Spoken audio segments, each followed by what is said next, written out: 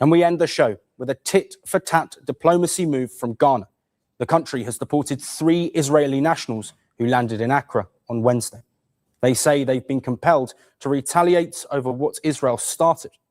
Ghanaian authorities have stated this move is a direct response to the alleged mistreatment of Ghanaian travelers in Tel Aviv earlier this month. All right, welcome to This Week in Ghana, your twice monthly live stream where we talk about all things around the country of Ghana and sometimes on the continent of Africa. I will turn it over to our co-host before I introduce myself. Good evening, everyone. My name is Ivy Prosper, and it's a pleasure to once again be here live with Joe Hatagwa from Authentic African. I tell stories from Africa and the African diaspora. On my channel, I share information about Ghana and sometimes stories about other parts of Africa. I also share information about real estate if you're looking to buy or to rent property or land in Ghana. I share a lot of information about that. I also give you tips on moving to Ghana stress-free, knowing things that you need to know before you make the move.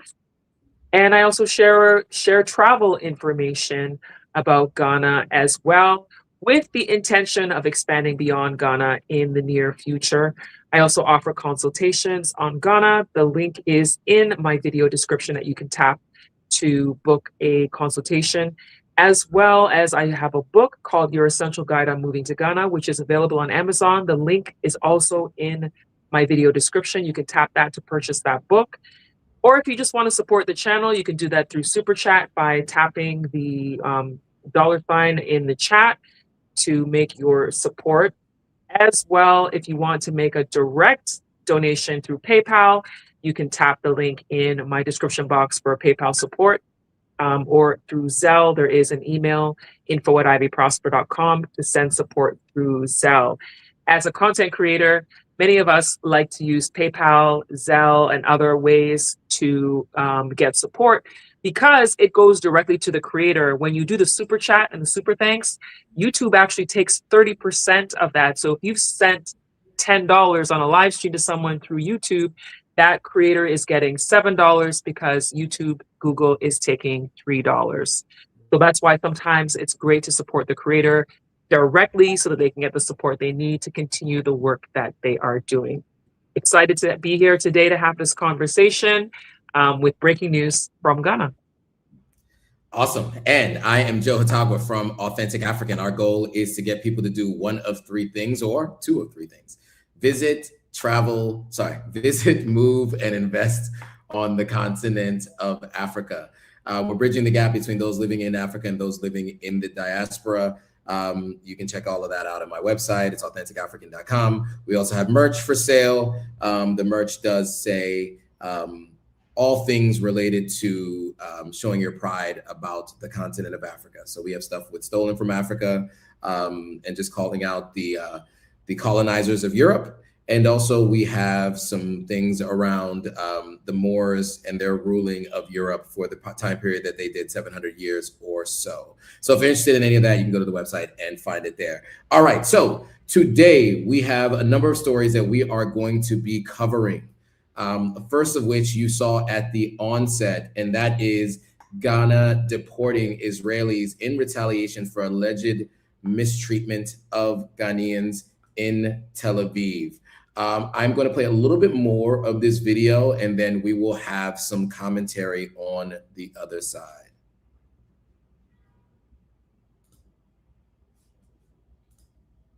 Tel Aviv. Earlier this month, 7 Ghanaians were detained at Israel's Ben Gurion airport. 4 of them were staff from the parliamentary service attending a cybersecurity conference. Accra says their citizens were held for 5 hours without a justifiable explanation. 3 of them were deported, while the rest were released after intense diplomatic pressure. Ghana's foreign minister called the treatment humiliating.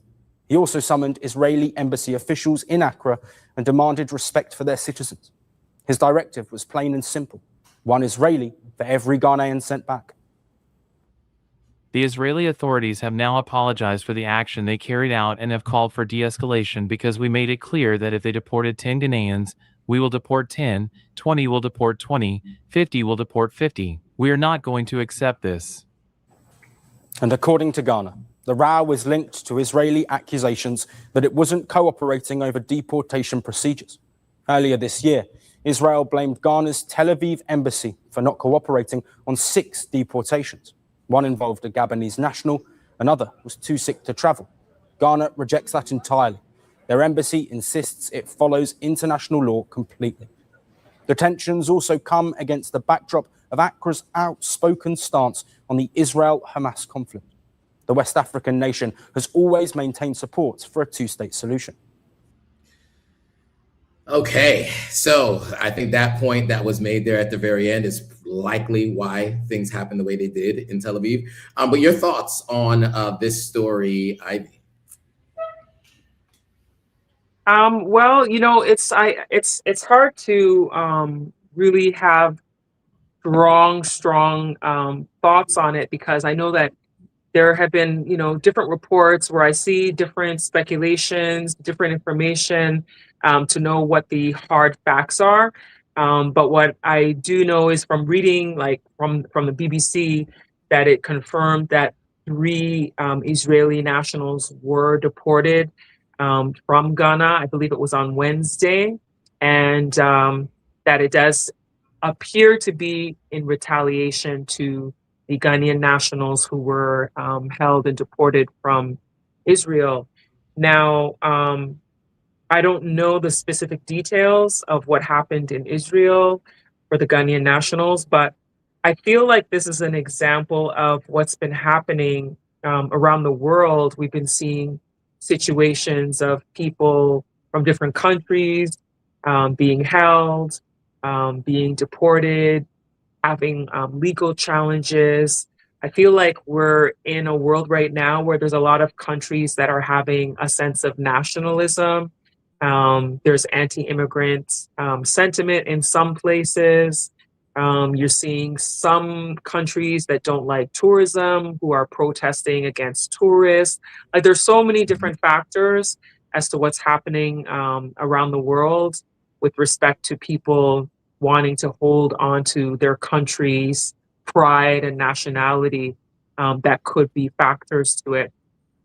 So I know that the Ghanaian government, you know, is investigating the situation, but I don't know what the actual details are on the outcome of the investigations happening right now. They're saying that they're taking the actions very seriously, from what I understand. And they feel that Ghanaians shouldn't be unfairly targeted. So I know that this is going to be an ongoing investigation. Absolutely, and yeah. So this particular video cited, you know, the Israeli stance that there were 2 particular individuals, someone who was too sick to travel, and another person that was a Gabonese national that. Apparently, they stated that Ghana did not comply. I will say that I have seen President Mahama be very vocal in his support of Palestine.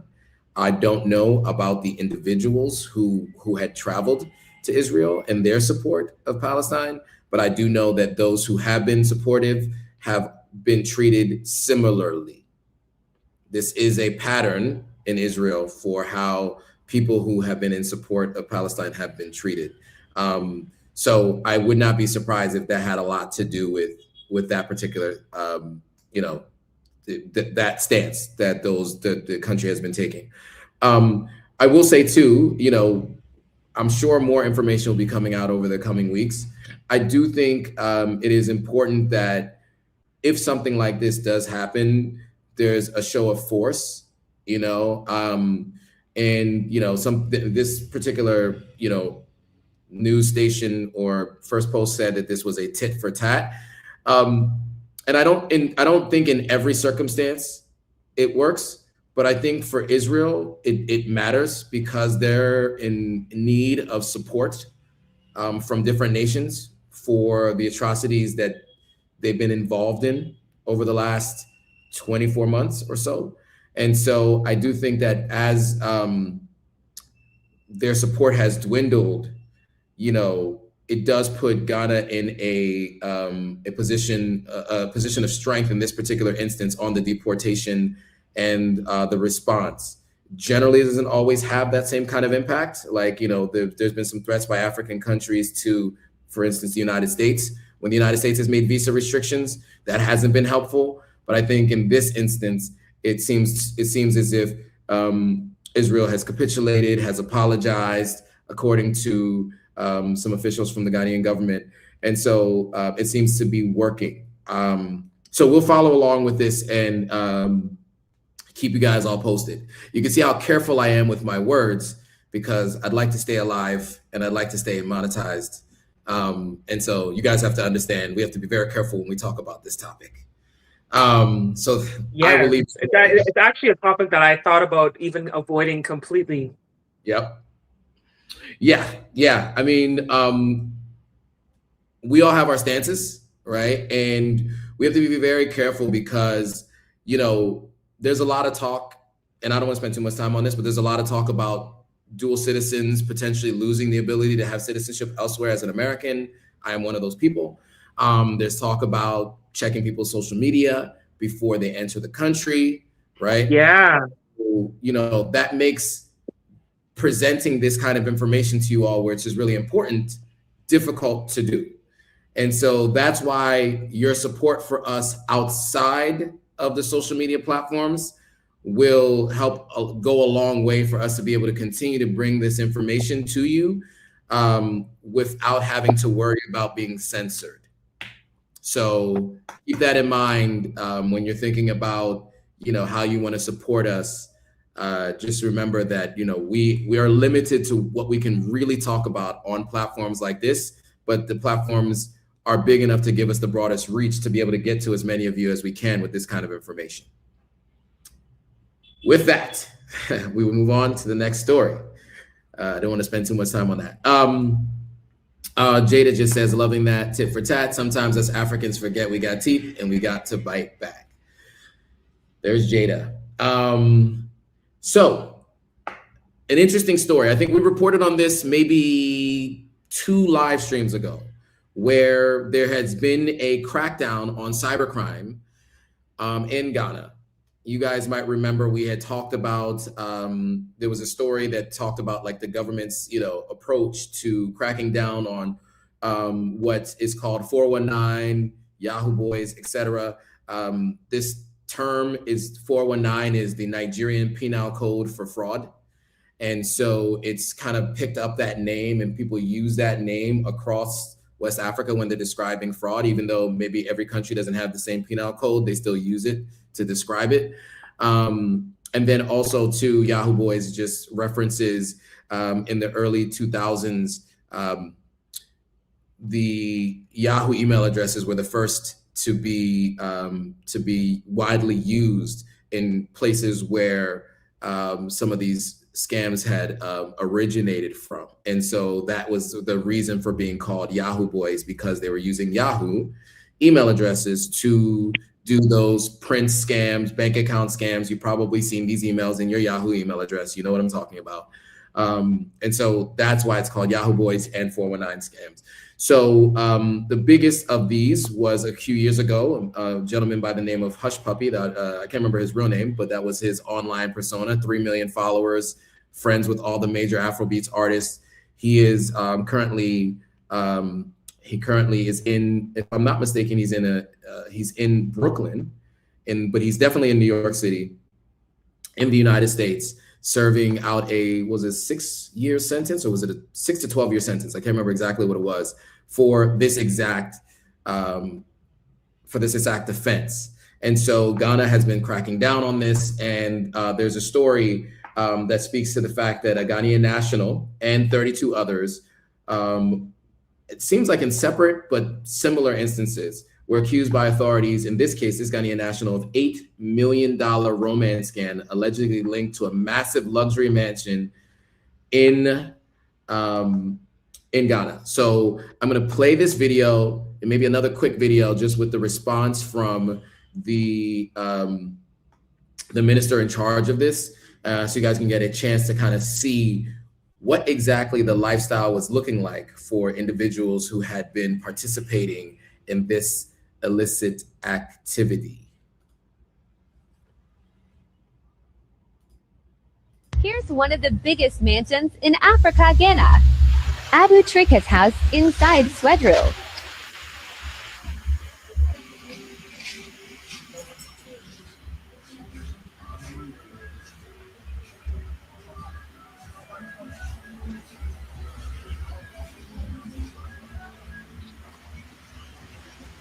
Okay, so they're saying this is his house. This gentleman was living large, as you can see. And then I just want to take you to the minister's response really quickly, because I do think it's important to hear from them directly what exactly has been going on and what the plan is. I think I have it here. You realize that just yesterday, one of my agencies, the Cybersecurity Authority, picked up an individual who is supposed to be successful. There's no peace with that kind of success.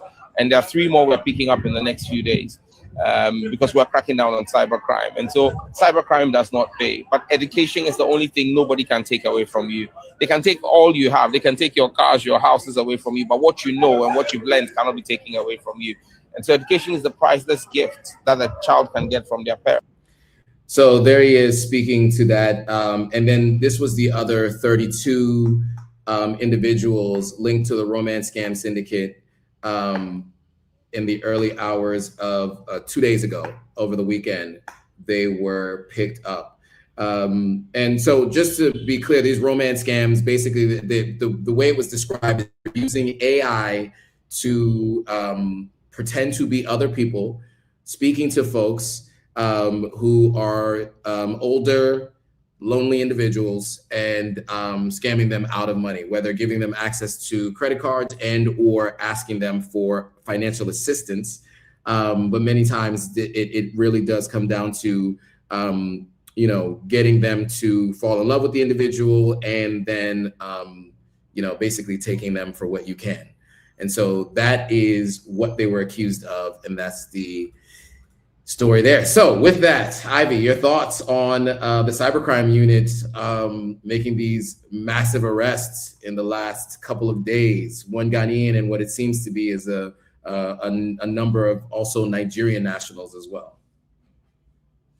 I think that it's a testament to the Ghana police and their cybercrime unit to show that they actually are taking things like this very seriously and showing that they have the capacity to investigate and to actually catch some of the people who are doing things that actually is affecting the livelihood of people around the world. Because imagine you're a person, whether you're an elderly or young person, whoever, and you get taken advantage of because of your emotions, and then somebody manages to convince you to give up your life savings, to give up, money to someone that you thought was someone you cared for. It's really good that they're showing that they're able to catch these people. And it also shows people who are trying to do this as well that watch out, because you could be next to get caught and to be arrested for doing such things.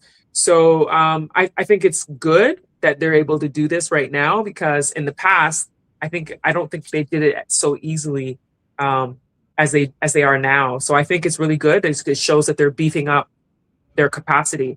I had also met somebody from the cybercrime unit, because I had an incident a few years ago where somebody had sent a message with a death threat.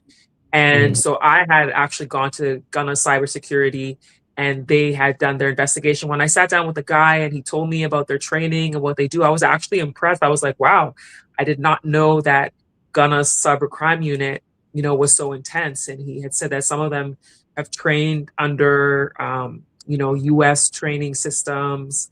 Some of them who are able to travel, he said, travel to the US for their training. So I'm confident that when they really put their mind to it, that they actually have the capacity to do some of these things, which clearly we're seeing from this type of arrest happening. Absolutely. And I'll give some anecdotal insight into my personal experience. As I mentioned, I will limit the exact experience, but I will say someone formerly close to me had someone formerly close to them who happened to be one of these Nigerian nationals living in Ghana perpetrating this same scam. I don't know if he was picked up as one of these people, but from what I understand, I don't know him personally, but he was close to somebody I used to be close to.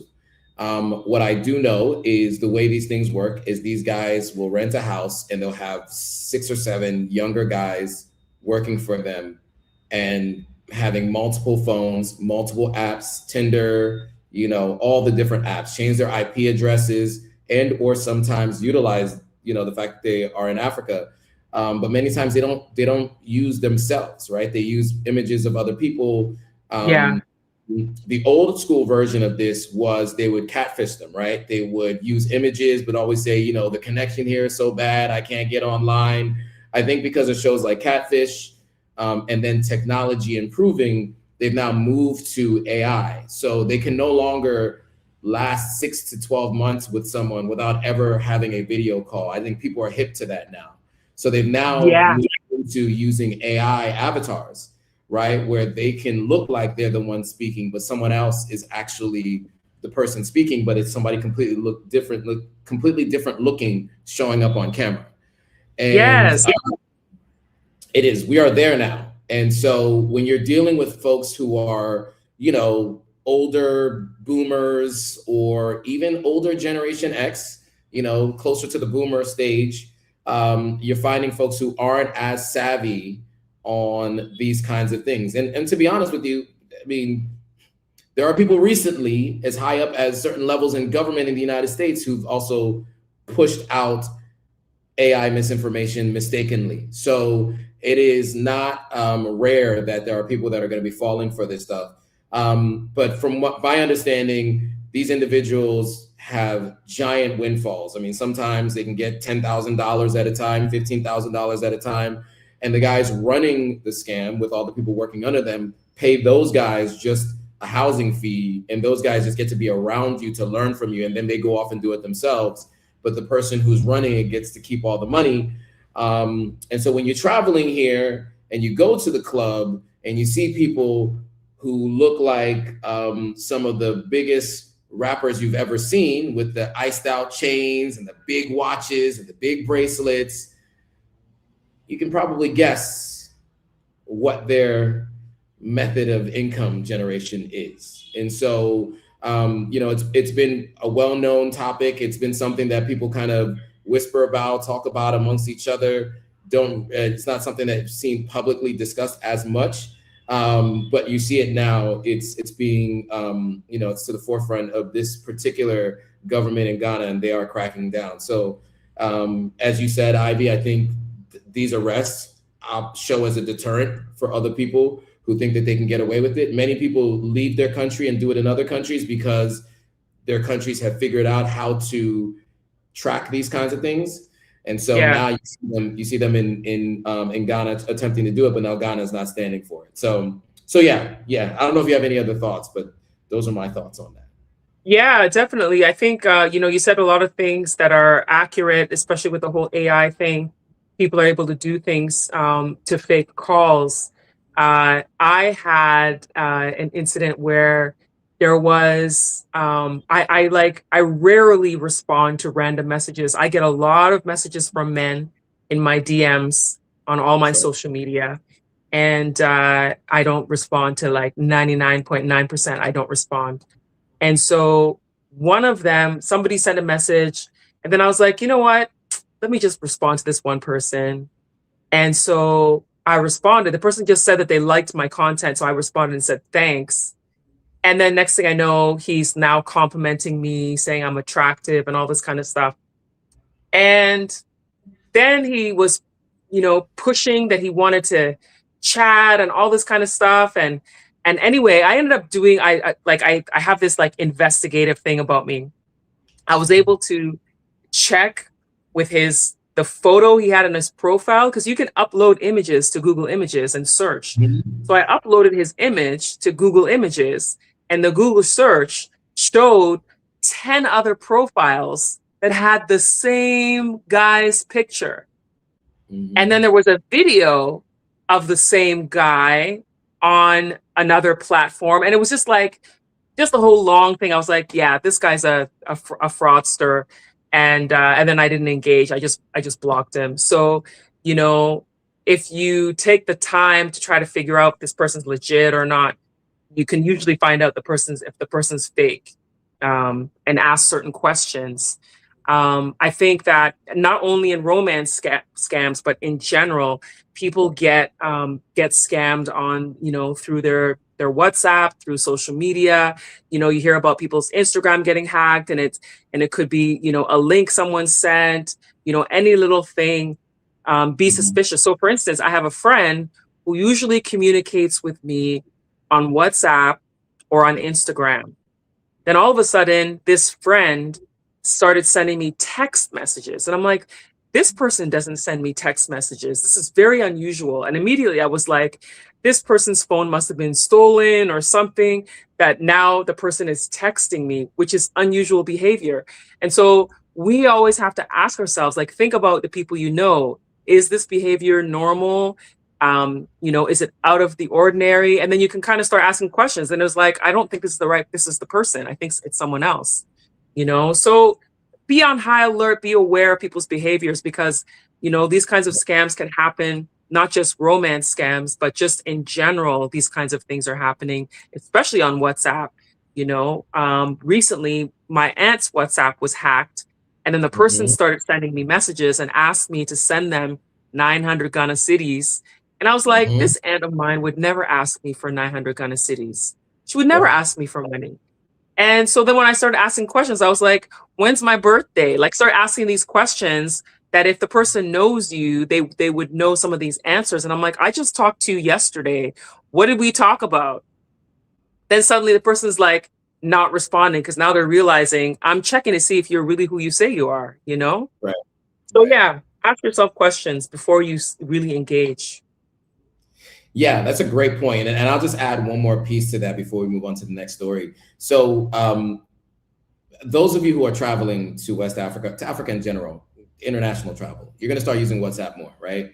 You can become a part of the WhatsApp culture. Things get forwarded all right. People love to forward stuff.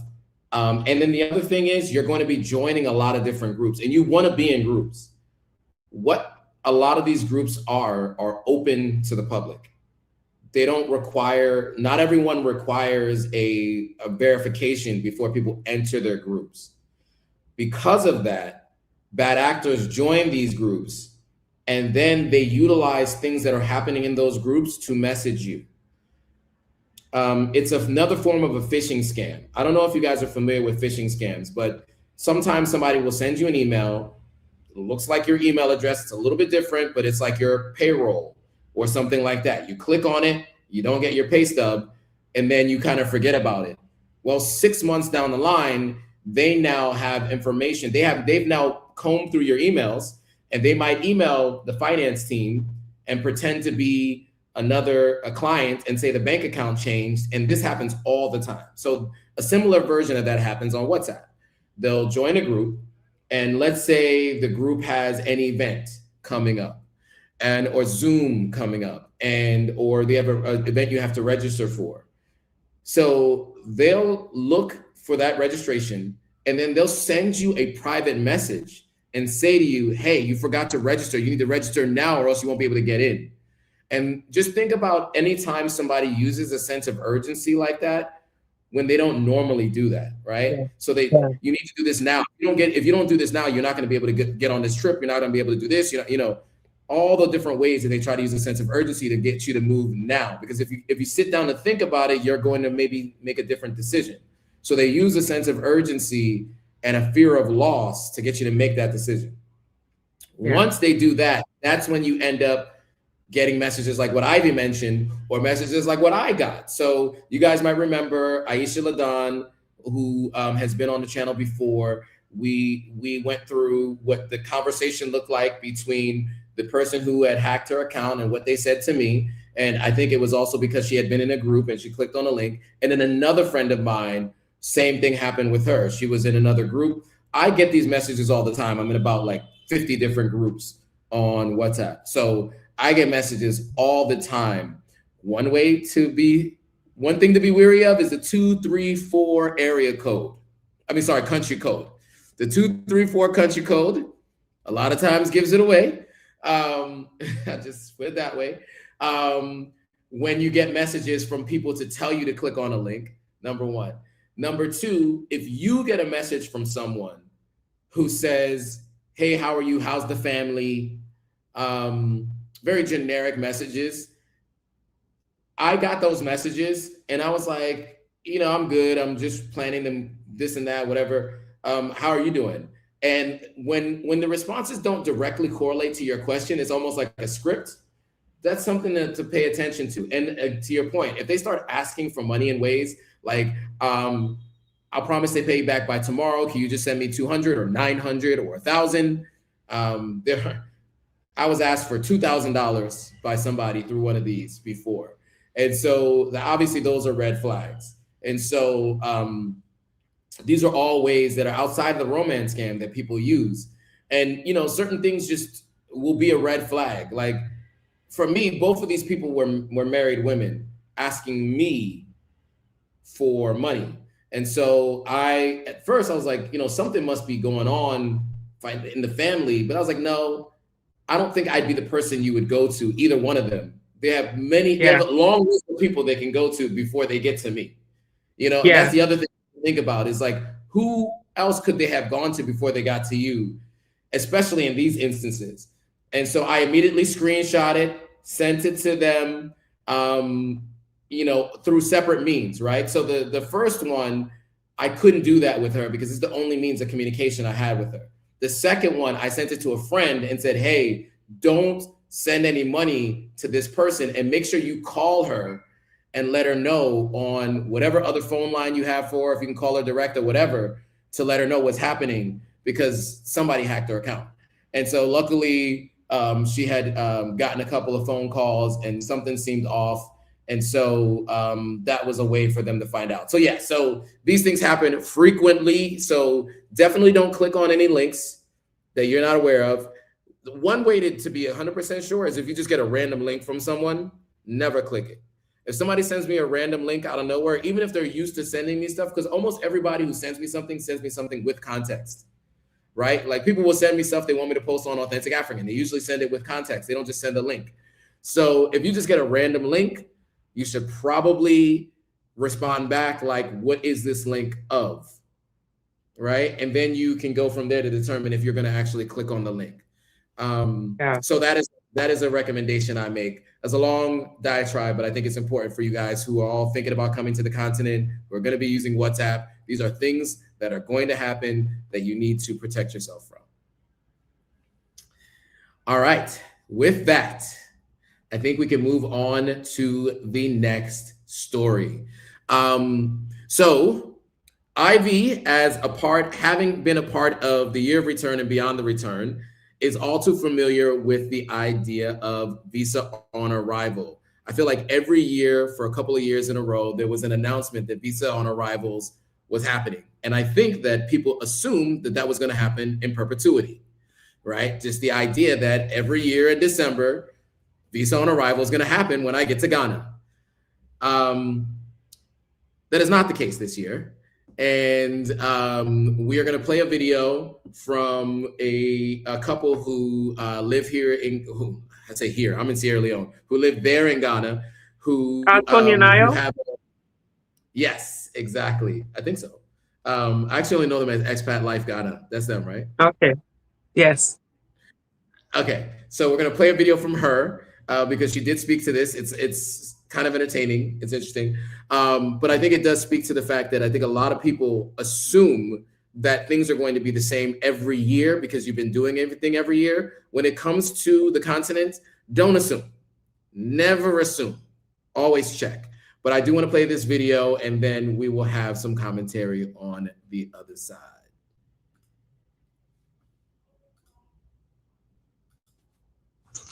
Don't come to Ghana, at least not without a visa. Everyone's talking about how you can just visa on arrival right now. Like you can just show up at the airport, no big deal, just walk right in and you'll be fine. Lies. All of them are lies. Listen, you cannot show up at the airport and just get a visa right there to get on your plane. Your airline will not let you on board.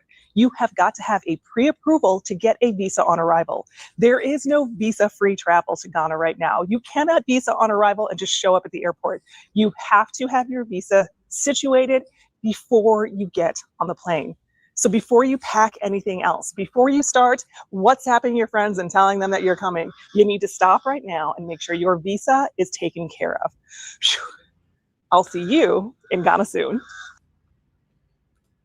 So it's funny. I was gonna do a video as well. Then I actually saw her video earlier today. I saw her video and I was like, oh, great way to go, Ayo. Yeah, I keep getting messages from people every day for the last few weeks asking me if visa on arrival is happening. Has visa on arrival started yet? When is visa on arrival happening? And it's because over the last few years, since the year of return, Ghana has been doing the visa on arrival for anybody coming to Ghana during the December in Ghana Deti December season. Usually from December 1st until January 15th is when it's been happening, over the last few years. But now with the new government, there is no visa on arrival this year. And a lot of people, if you've not gotten your visas before coming to Ghana, I wish you luck, because sometimes it can be a challenge getting your visa on time. A lot of people, when they're coming to Ghana, have complained in the past about trying to get their visa in time and it not coming when it's supposed to. Then you find out about these last minute situations that people are having to change their flights because they didn't come in time. So if you've not gotten it by now and you were planning on coming this month, I wish you luck, because you may not be able to come. It's quite possible. If you don't already have your visa, you can certainly try and get an express one, but know that there's a possibility it could delay, which means you could end up delaying your plans to come to Ghana. Yeah. Yeah, great point. Yes. And so, for context, I think I spoke about this maybe last week or 2 weeks ago. There's an expectation of at least 1.5 to 1.7 million people or so to visit Ghana this year. I don't know how many of them are expected to be in December, but we do know the largest number of people who visit, according to the reports that I've read, come from the United States. And many people who watch these live streams are from the United States. And so that would mean there would be a huge backlog of people trying to get visas to get in, because everybody's finding out last minute that you can't do visa on arrival like they had been doing the last few years. So there are ways to get expedited visas. You can pay a little extra. I've never had to get a visa to go to Ghana. So to be honest with you, I don't know the process. Google it. Since I've been going to Ghana, I've never had to have a visa, put it that way. I would have had to, but I've already been an ECOWAS citizen, so I don't need a visa. So I do definitely recommend you look into expedited services if you need to get it done. There are people on the ground who offer services. I don't know how much faster that'll happen. I'm not going to give any recommendations right now. I say, look it up online. I'm going to look into some of the resources that I've talked to previously. If I can offer those as resources, we'll put them in the comments as a follow-up to this video. But if you don't have your visa already and you're planning to come this weekend, you might want to rethink your plans, right? It is very challenging. Very, very challenging. Yeah, there are some travel companies that have made arrangements to help people getting visa on arrival when they've already booked packages with them, because sometimes they actually have a contact within Ghana Immigration that is supporting them when they have, large groups that are coming.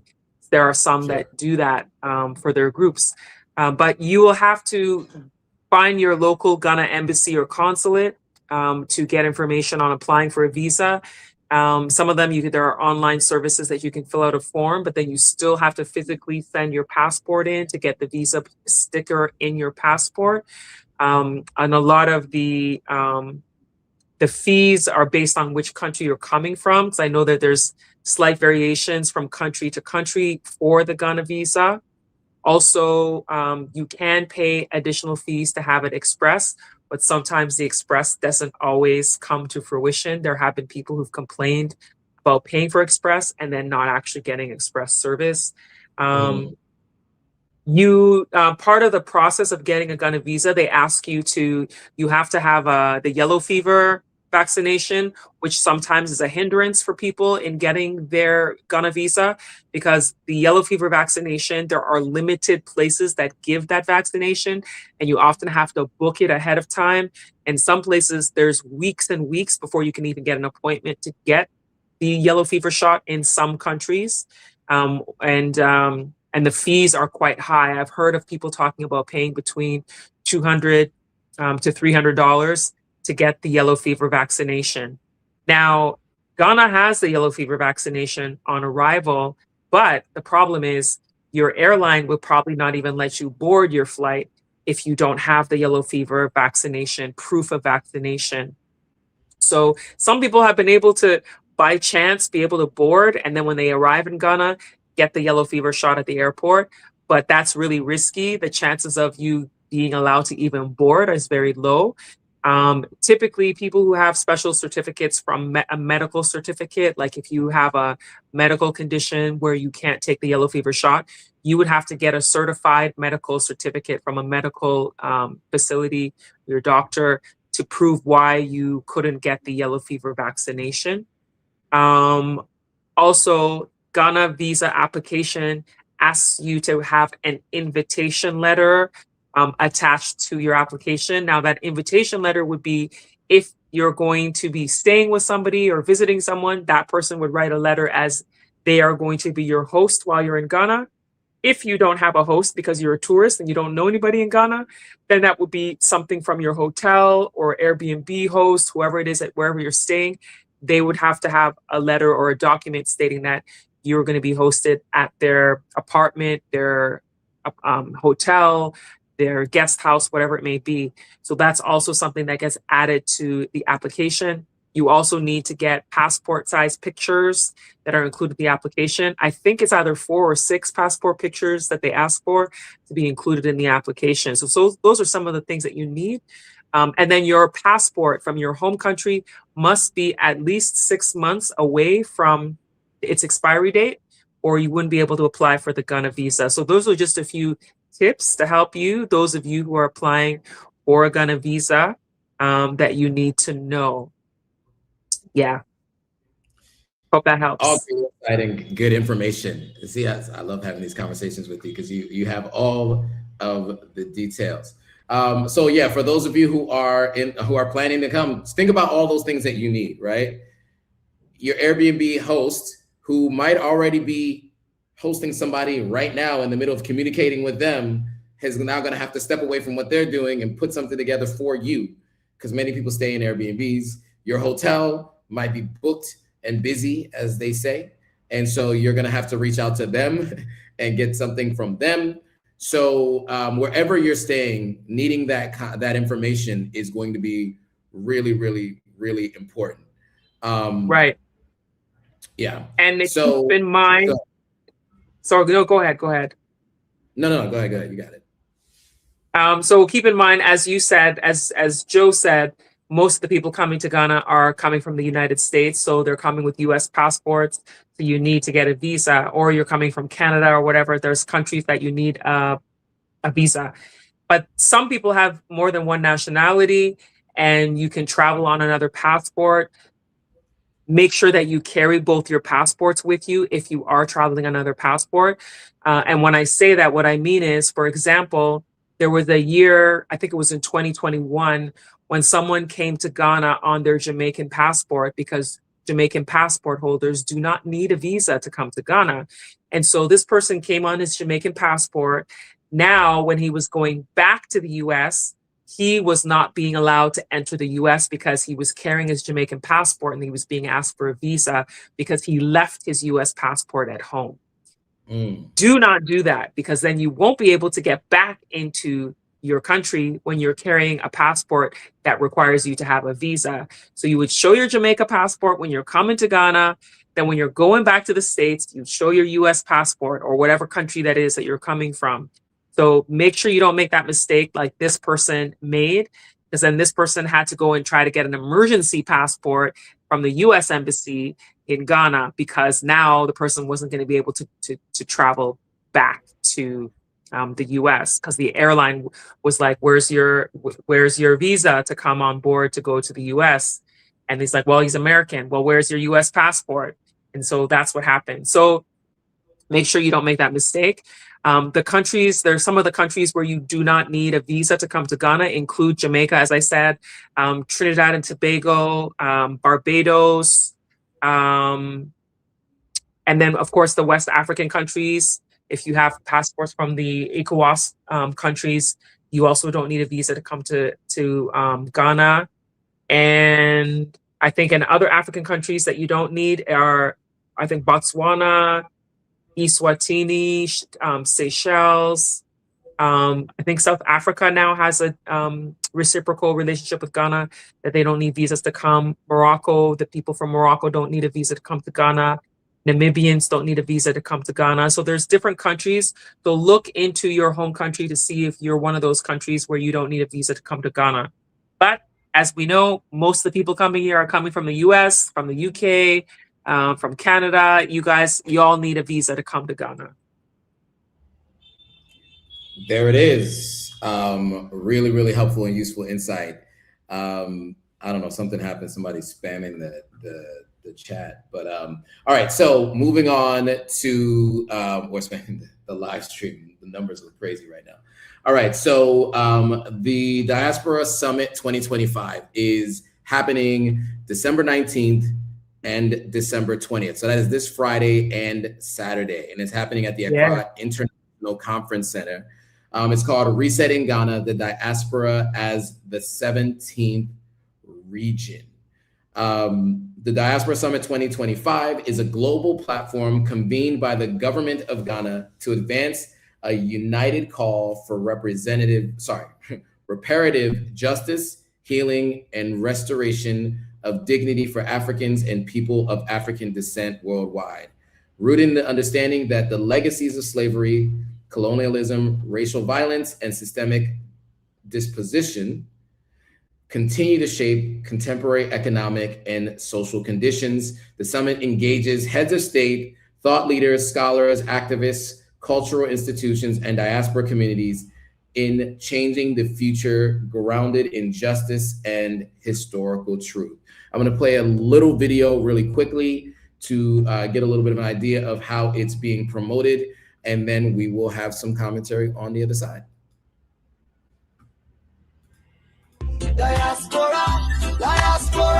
Under the distinguished patronage of His Excellency President John Dramani Mahama, the President of Ghana's Diaspora Summit will deliver an unforgettable experience as Africans and descendants of Africa worldwide converge on the center of the world for the most anticipated event of the year.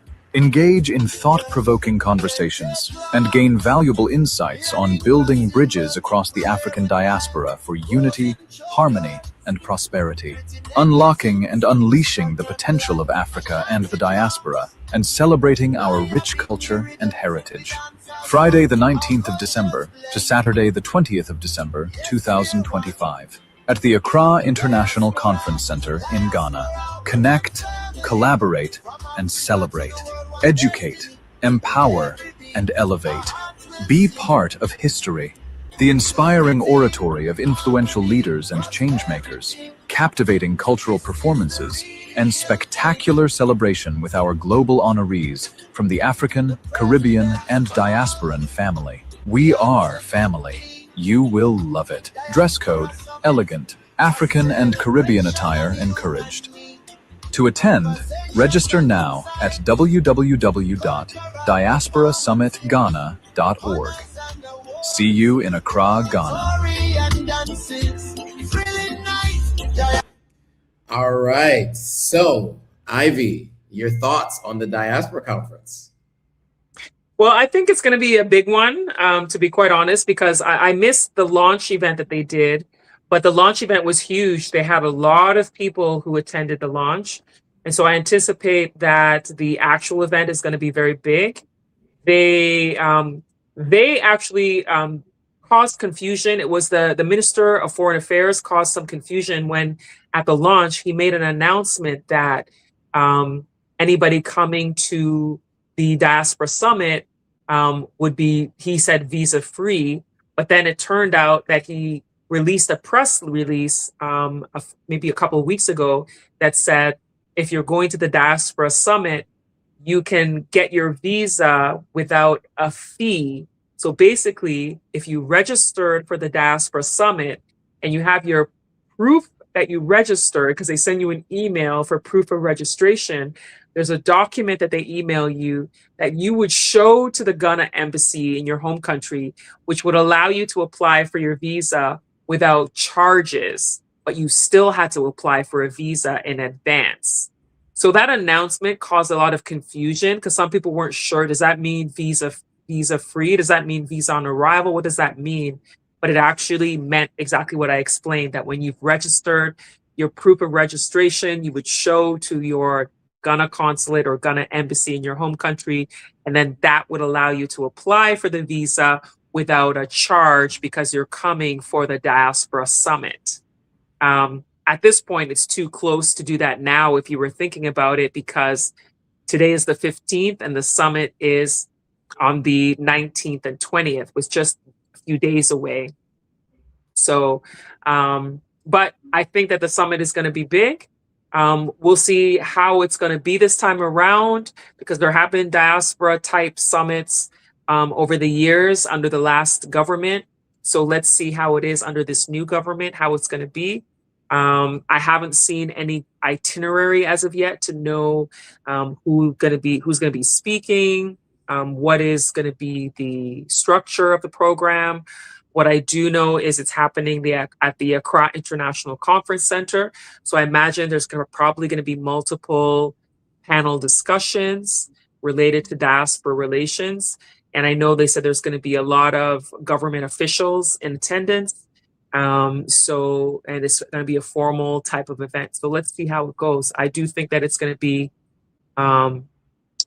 a key one, because this is a first big diaspora event under the new government and the new leadership of diaspora affairs. So let's see how it is this time around. Absolutely. So just a quick view, you go to diasporasummitghana.org, and that will give you all the details of what's happening at the summit. They have recently updated the agenda. Oh, they just updated, because the agenda wasn't there before. Oh yeah, this looks like they just updated it recently with all the details of what the order is going to look like. So you're going to have a keynote at 1 p.m. by the president himself. Honorable Mahama. And that's going to be right before lunch. And then you can see the panel discussion. So if you guys want to see what is going to be discussed, just go to diasporasummitghana.org and you'll get the details there. I will be in attendance, hopefully both days. I still work a day job, so it may be difficult for me to be there all day on Friday, because it does end at 6 p.m. local time. So it may be tough for me to be there, but I will attempt to be there all day on Friday, but I will definitely be there on Saturday. And I'm so looking forward to this. This is the reason why I go to Ghana in December, these kinds of events, not for the parties and the clubs. I did that on the year of return. Now for me, it's all about the networking and building, right? To move to the next level and everything that I'm working on, right? Yeah, exactly. I'm all about the meaningful events now. I know lots of people are like, are you doing Dirty December? Are you going to the parties and all this? And I'm like, that's not a priority for me right now. But I know that a lot of people are going to come and have a great time going to the parties, going to the festivals. I really want to be engaged in things that are meaningful. So I'm not even going to be going to a lot of the events. Just going to go to a few. I'm going to be on panel of a couple of events, moderating a panel at an event. So I'm just going to be, at the things that are key for me right now. So, yeah. Absolutely. Absolutely. And I mean, I think that's how everybody should think about it. Look, if it's your first time in Ghana, do the Ghana things, right? You got to go to Cape Coast, do what you got to do all the things, go out at night, do all that. But make sure you go to the investment conference, or the investment conference, the Diaspora conference, the summit. And the reason why I say that is because, you know, those of you who are on this live stream, right? We're all generally Pan-Africanists to some degree, right? We want to see the advancement of all African people in the continent of Africa, right? What you find with people who attend these events are people who tend to have disposable income, a little bit more affluent a lot of times, people who are intentional about their travel, right? They're not just going on vacation to spend money, but they're coming to Ghana to look at investments, to look at partnerships, and you might be the person with the product or service or the information that they might be looking for, right? And so it's really important to go to these events. Over the last few years, I've met a lot of really interesting people. A lot of my partnerships that I work with, the affiliate programs and things like that, have come from going to these kinds of events. So I absolutely recommend, if you can go, you do go, because without things like this, you know, you operate in silos, and no man is an island, as my mother always says, right? You definitely want to operate and work with other people, because without those folks, it's really hard to advance on the continent. This is a challenging place to operate in. And so partnerships are paramount to progress, you know? So yeah, any other final thoughts on this event before we bring this thing to a close? I think it's a really good event to go to if you are a member of the diaspora, or if you're a Ghanaian who wants to connect with the diaspora when it comes to the business, when it comes to just even connecting. Because I think part of bridging the gap is the locals also coming together with the diaspora. It's like brothers and sisters coming together. And then for the diaspora, it's a chance for you to get to know about, you know, systems, especially with government officials there. There's going to be conversations that may be beneficial to you when you're trying to start things in Ghana, when you're trying to understand the systems, understand the people. It's a good place to go and network and connect with people. So I think that it's going to be a really good event, to be honest. Nice. I'm looking forward to it. I'm absolutely looking forward to it. So I saw a couple people saying that they'll be attending. So hopefully we'll be able to catch up in person at this event. I'm looking forward to seeing you guys all there. I want to thank you guys all for joining. You know, we try to do this twice monthly. You know, the next one would be in the new year, it looks like. So depending on the day of the week and the situation that week, I don't know what day of the week it might be. But if we are back, we'll be that first week in the new year. If not, we'll be 2 weeks after that. But we look forward to seeing you guys. Enjoy the holidays, whichever holidays you celebrate. You know, to all the different denominations of all the things. You know what I'm saying? Whatever you celebrate, happy holidays to you guys. This live stream will not be back before those end of December holidays. Happy holidays, everyone. Happy holidays. There it is. All right, guys, thanks for watching. If you haven't already, follow Ivy on all platforms, follow Authentic African on all platforms. Make sure you like, comment, subscribe to the YouTube channels. Those things you can do for free to support the channels. If you want to support us in any other ways, they will be in the description as well. However you can support, we greatly appreciate it. And with that, thanks for watching. See you guys all in the next video. Bye for now.